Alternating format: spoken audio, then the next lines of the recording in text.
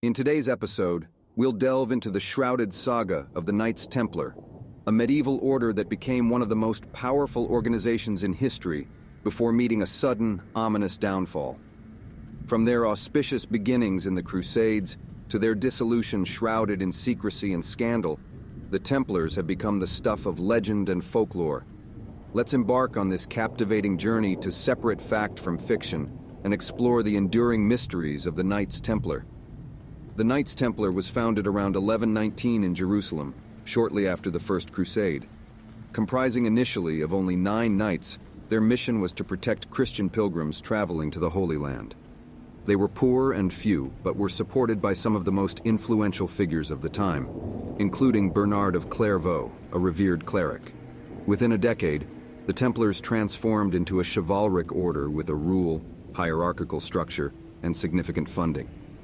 Moreover, they gained the endorsement of the Catholic Church, which provided them with various privileges, such as exemption from taxes and authority to build their own oratories.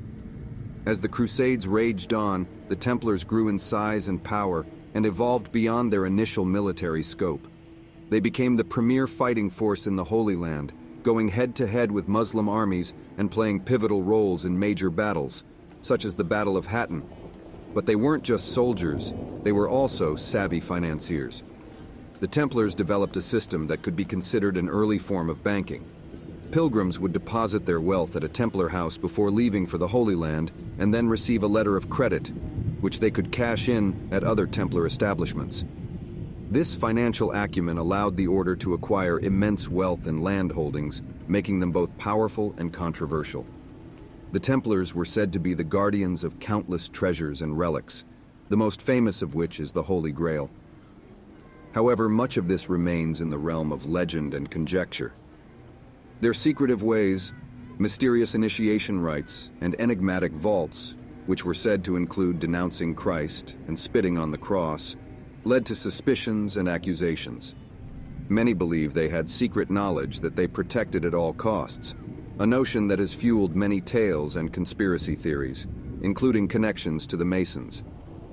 The beginning of the end for the Templars started with the fall of the last Crusader stronghold, Acre, in 1291. With the Holy Land lost, the Templars lost their primary mission.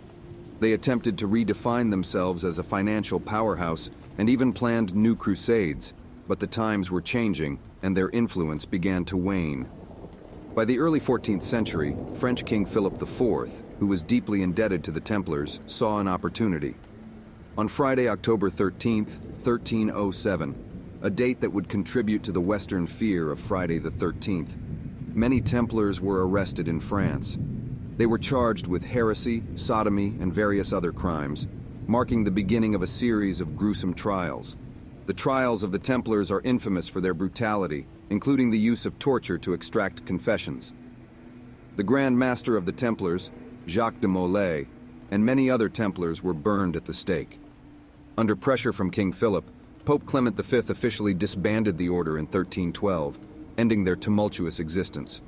Their assets were confiscated, and surviving members were either arrested, killed, or assimilated into other orders like the Knights Hospitaller. Despite their disbandment, the Templars have continued to exist in popular mythology and speculation. They are said to have hidden their enormous treasure, contributed to the Masonic tradition, or even fled to the Americas before Columbus. The fascination with the Templars has indeed become a canvas upon which countless theories have been painted, each more intriguing than the last. Some even say that the Templars exist today, operating in the shadows and guarding secrets that could transform our understanding of history and religion. This notion has been popularized by books, movies, and even video games, making the Templars a staple of modern mystery culture. Who were the Knights Templar really? Were they saintly warriors or heretical blasphemers, guardians of holy relics or power-hungry opportunists?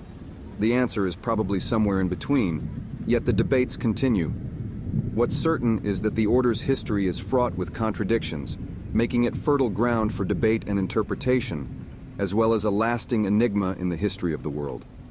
If this episode has captured your imagination, don't forget to hit the like button and subscribe for more deep dives into history's intriguing and often unsettling enigmas.